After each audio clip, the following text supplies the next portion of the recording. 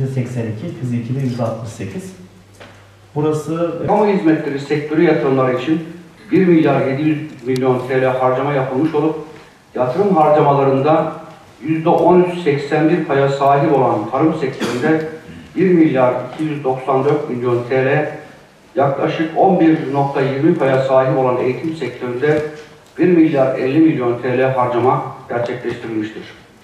Yatırım harcamalarında %7 oranında paya sahip olan enerji sektöründe 653 milyon TL harcama yapılmıştır. Yatırım harcamalarında %5.28'lik pay alan diğer sektörlerde ise 364 milyon TL harcama gerçekleştirilmiştir.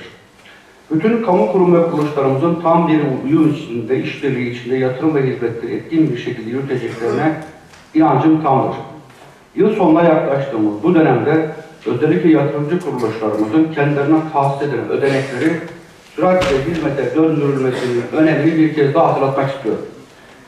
Elbette yatırımları yaparken tasarrufa ve hızlı ve etkin bir şekilde hizmete sunulmasına özen gösterilmesi de yine valilik olarak beklentilerimiz arasında bulunuyor değerli arkadaşlar.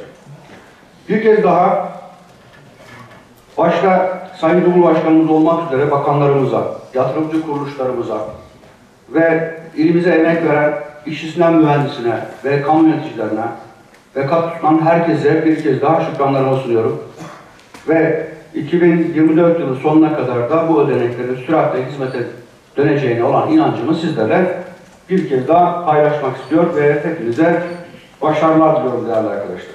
Rektörlüğü adına sözlerinizi buyurun arkadaşlar. kullanıma alındı. Ekşi kabullerde yapıldı. Sanırım 138 milyon. 2024 için 130 ve öğrencilerimiz şu anda burada eğitim alıyorlar.